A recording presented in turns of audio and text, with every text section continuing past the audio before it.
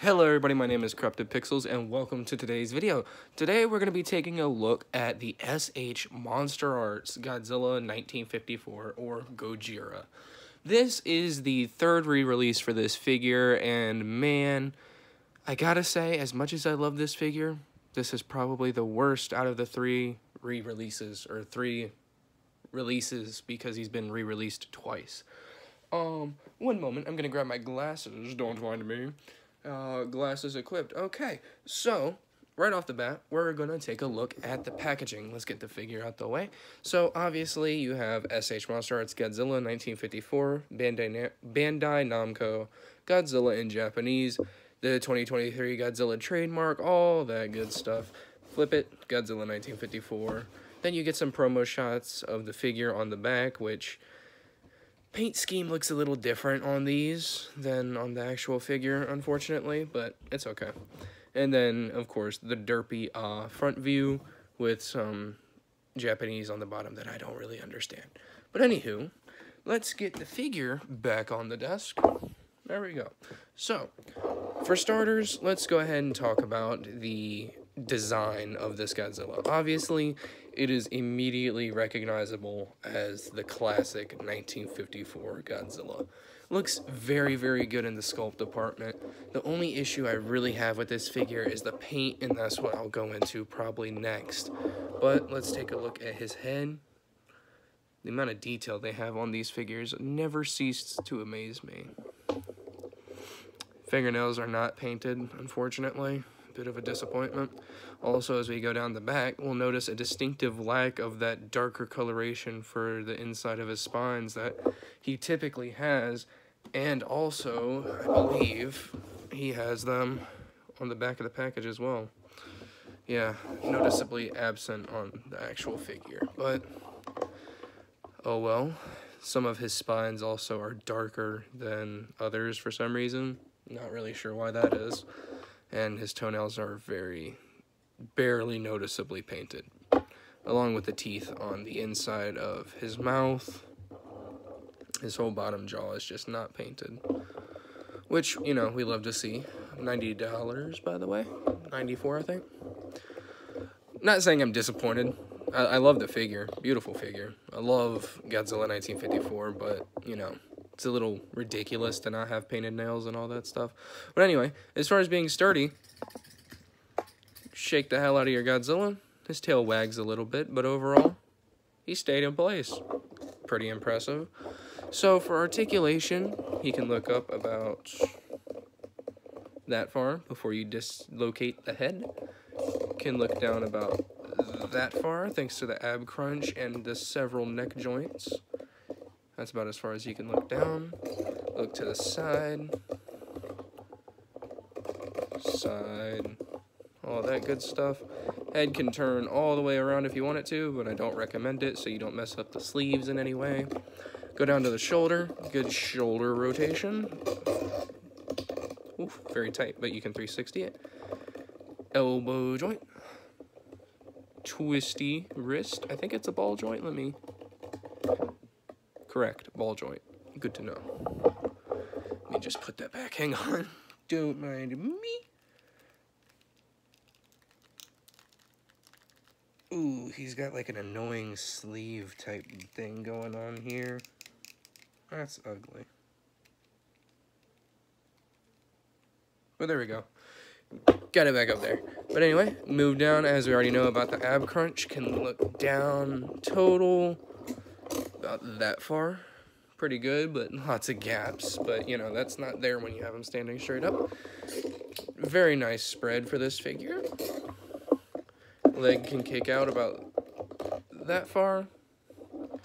Can go back all the way, spin all the way around if it wants to, but I wouldn't force it the front way because it rubs really bad right there.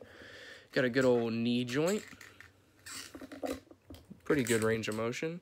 Then he's got his ankle rocker. Oof, very tight ankle joint. Oh my goodness, that was loud. I never realized how tight that was. His tail go all the way around his leg pretty much. Almost all the way to the other side. Pretty impressive range of movement. And if you tuck it, you can get it to curl all the way up like that. So, articulation on this guy, really good. Sculpt, really good. Just the paint work on this guy is not it. This is the third release for the figure, I believe, so it's kind of weird to me that the quality seems to have gone down for each release of him, but, I mean, I don't know what's going on with SH recently. Their products seem to be getting... Some of them are really hit and miss lately. I don't know what's going on, to be honest, but I just hope that shit doesn't really hit the fan when Godzilla -1 comes out, because I've already got mine ordered, and man, I've seen one in-hand image so far, and it does not look good. But anyway, as far as the size comparison for this guy goes, here's the S.H.Monsterarts Godzilla Earth. For size comparison, let me stand him up a little more straight than that. There we go. So as you see, Godzilla Earth is a little bit taller. Move him out the way. And then we have the Hiya Toys Godzilla 2019, or Godzilla King of the Monsters. So he's a little bit bigger as well. And that's all I have as far as size comparison goes, I believe. Let me just look around and make sure. Yeah, that's all I got for now. Let's see, is there anything else to say about this figure? No, I recommend it. I think it's pretty good. If you like the 1954 suit, I definitely think it's a solid buy. I don't really know how to feel about the vintage black and white color scheme. Like, I knew that's what it was when I got it, don't get me wrong.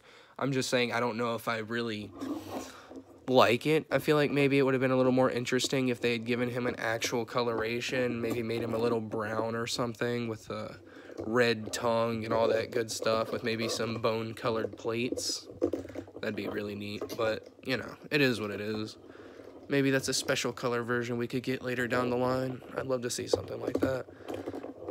The range of movement on this guy too, by the way, very, very exquisite, some may say.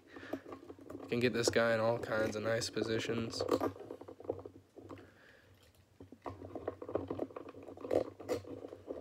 My brain does not seem to want to work with me right now, though. There we go. Get him in all kinds of silly poses.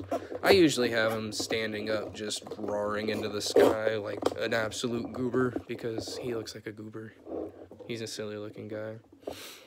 But anyway, guys, that's my take on it. I think he's definitely worth the buy if you like the 1954 suit. His price isn't that bad for an SH, and given everything, it's a pretty nice figure. I just, you know, you might find the paint work a little lackluster, and that might be a bit of a turn-off, and I get that. I don't blame you if that prevents you from wanting to get the figure, because honestly, I can't say it's really worth 90 bucks for the lack of paint, given that, like, even the box shows painted fingernails. Like, he's got white fingernails and very white toenails, and mine doesn't have painted fingernails at all, and the toenails are barely noticeably painted. But, you know, it is what it is. If you enjoyed this video, please leave a like down below and subscribe. And if you have any other figures you would like to see me review, please leave them in the comments below, and I will see if I get to them. Christmas is coming up. I imagine I might get 1 or 2 new S.H.Monsterarts around Christmas time, so if you guys have any suggestions for who I should get, please let me know in the comments down below, and I will see you all in the next video. Bye-bye.